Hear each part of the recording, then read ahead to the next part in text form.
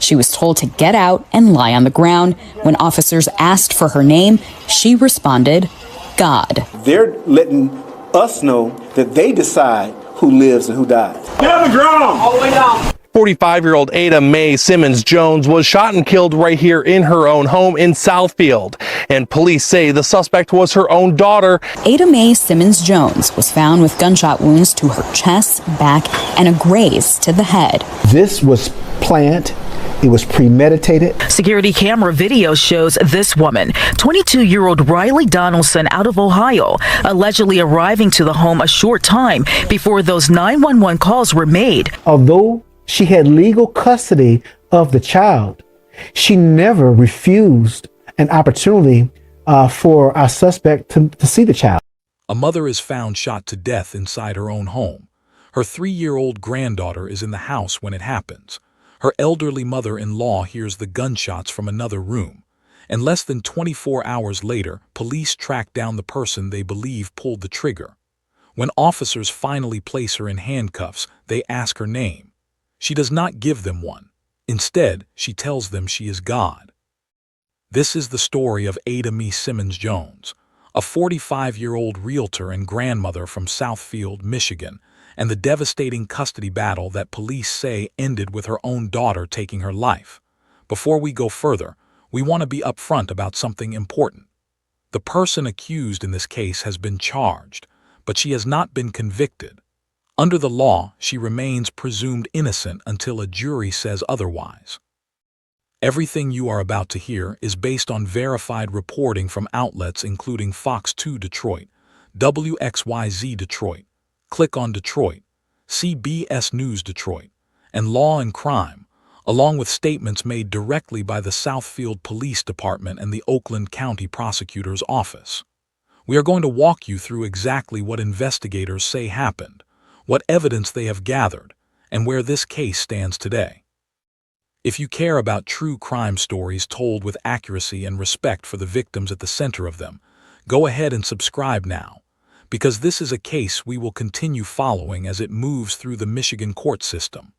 Let's start with who Ada Mae Simmons-Jones was, because before she became a headline, she was a mother, a grandmother, and by every account, a woman who gave far more grace to her own daughter than most people would have.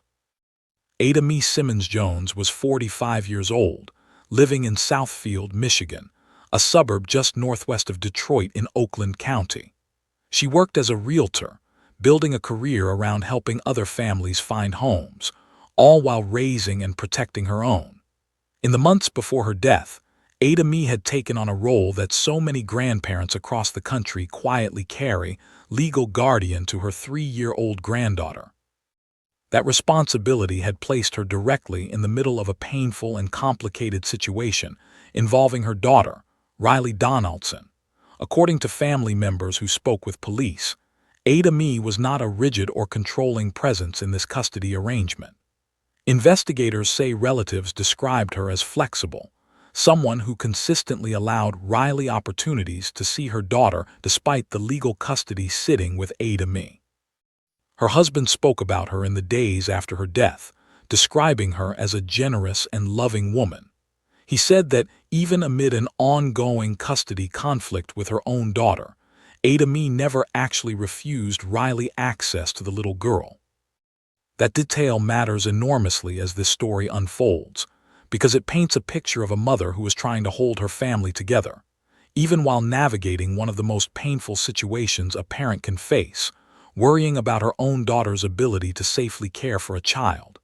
Ada Mae was, by every description offered publicly, a woman who showed up for her family, again and again, even when it would have been easier not to.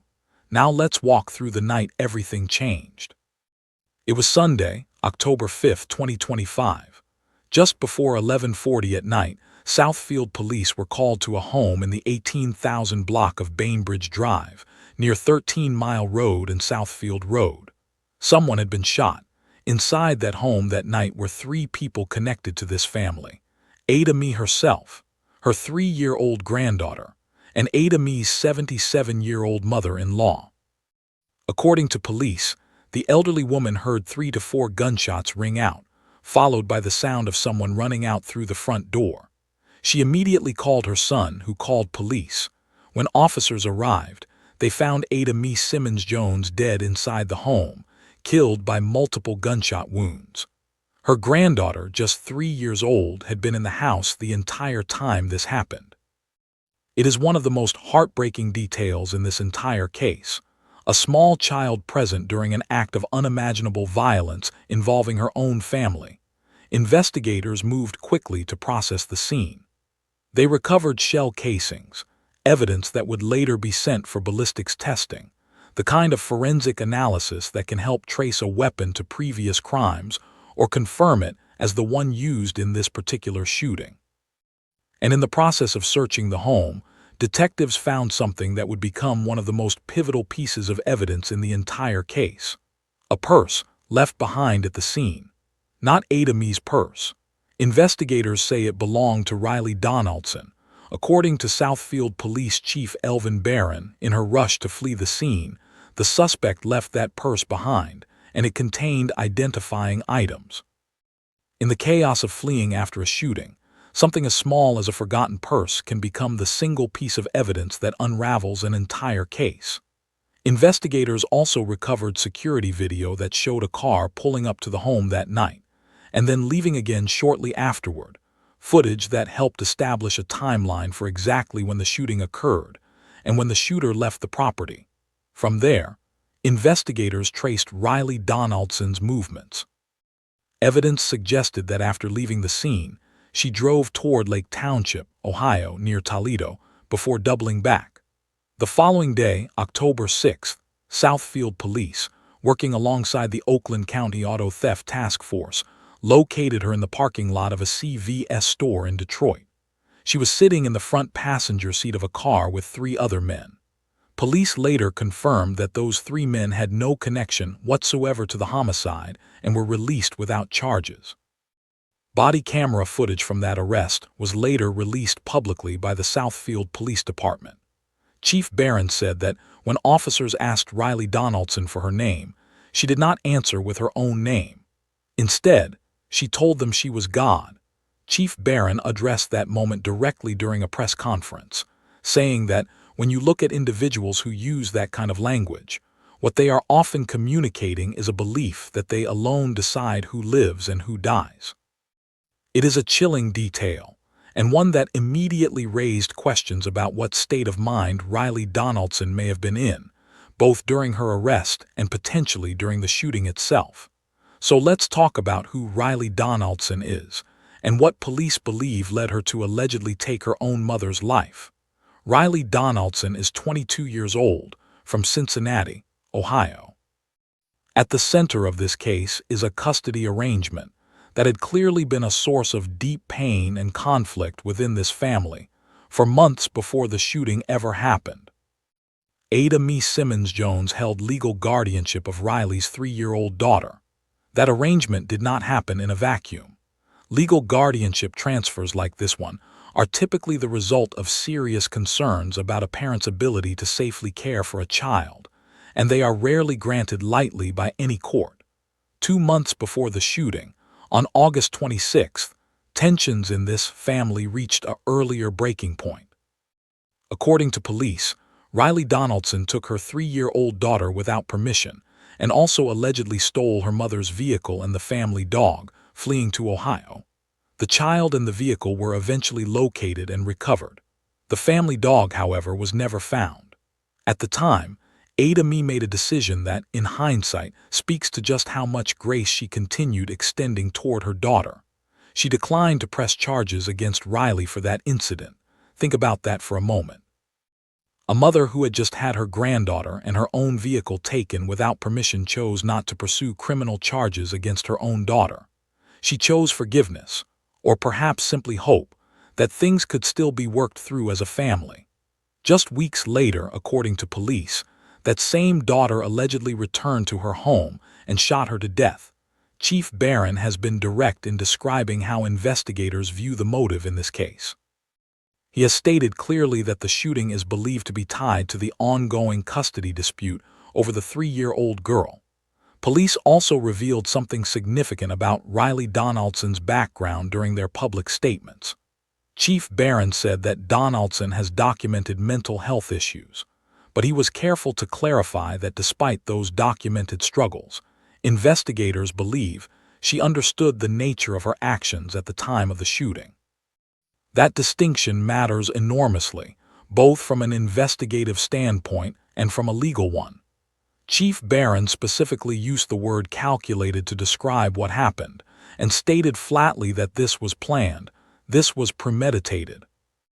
That language directly supports the most serious charge prosecutors ultimately filed in this case, first-degree murder, a charge that under Michigan law requires prosecutors to prove the killing was both willful and premeditated, meaning it was planned in advance rather than committed in a sudden moment of rage or panic.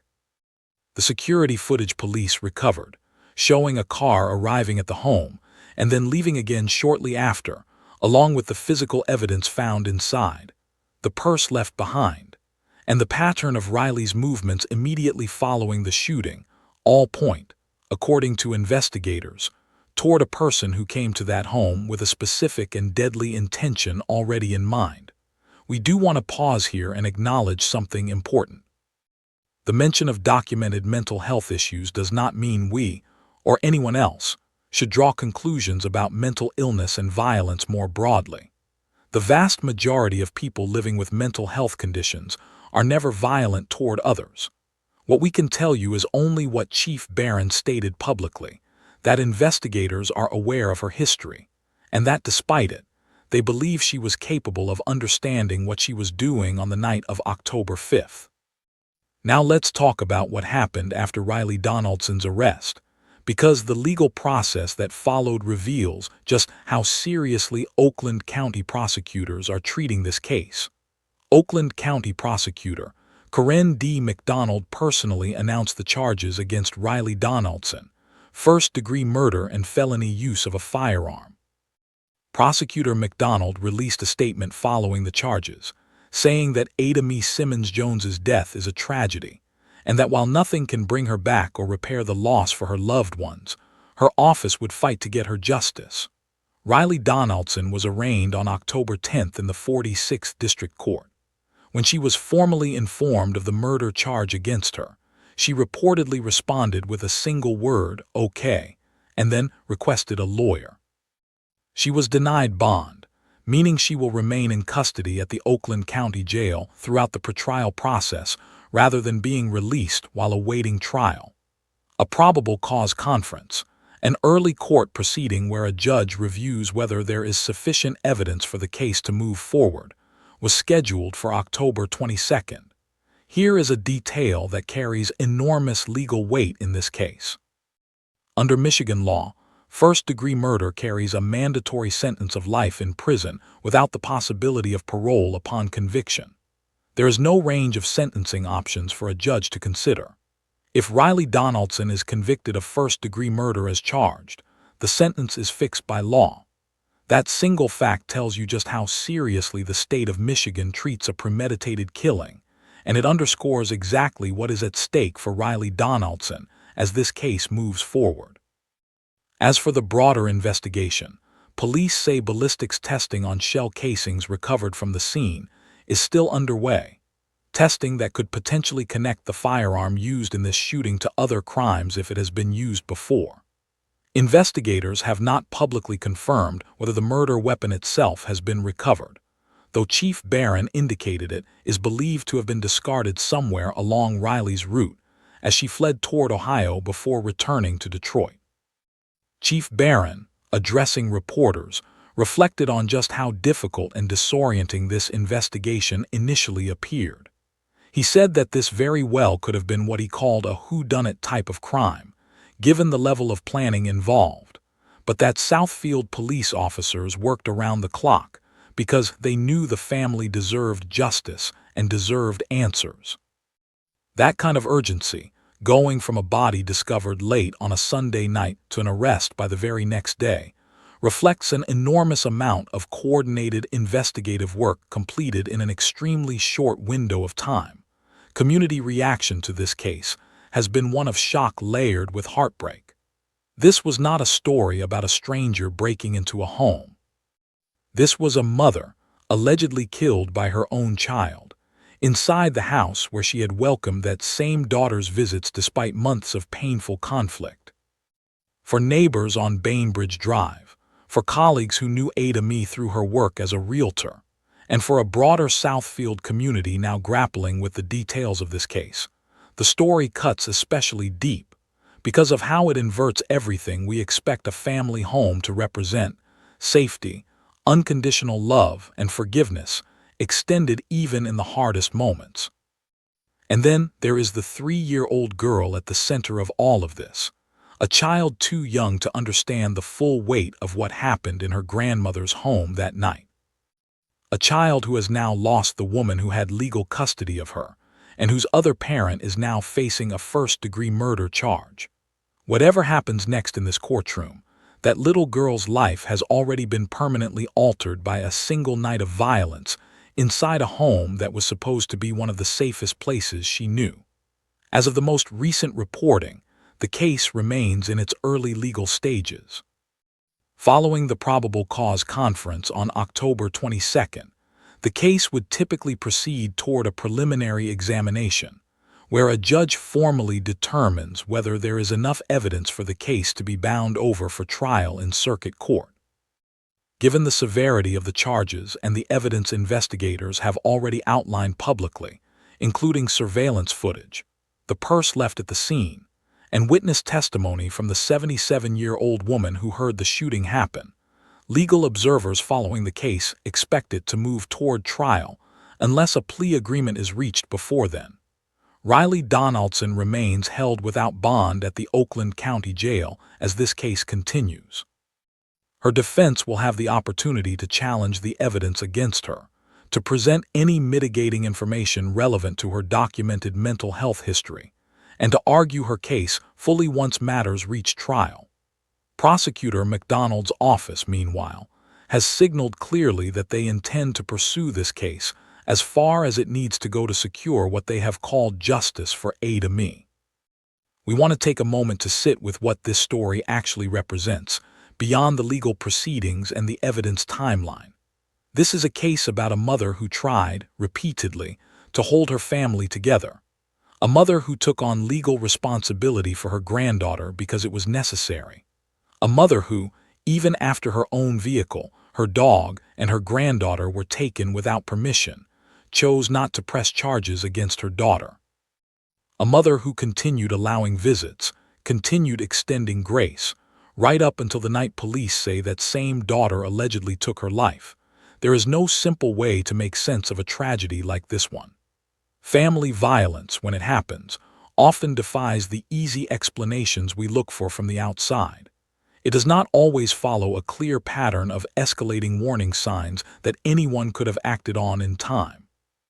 Sometimes, as investigators allege happened here, it can emerge from complicated, painful family dynamics that were already stretched to their limit. Dynamics involving mental health struggles, custody battles, and love that persisted even when it clearly was not being reciprocated in a healthy way. We will continue following this case as it proceeds through the Michigan court system, and we will bring you verified updates the moment credible new information becomes available, whether that is from the preliminary examination, ballistics results, or eventually, a trial.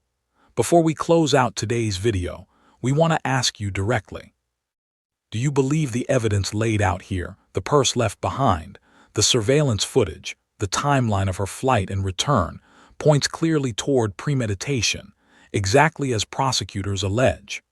Or do you think there is more to this story that we still do not know, particularly given what police have said about her documented mental health history?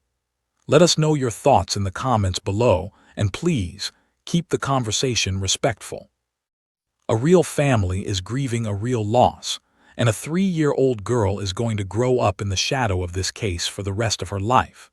If you want to see where this case goes next, make sure you are subscribed with notifications turned on, because we will be back with updates as soon as new developments emerge from the courtroom. To Ada Mae Simmons-Jones, A mother, a grandmother, a woman who by every account gave more patience and love to her family than most of us could imagine giving under the same circumstances. We hope her memory is honored not by the violence that ended her life, but by the generosity and devotion she showed right up until the very end. Do you believe justice will truly be served in this case? Let us know in the comments, and thank you, as always, for watching.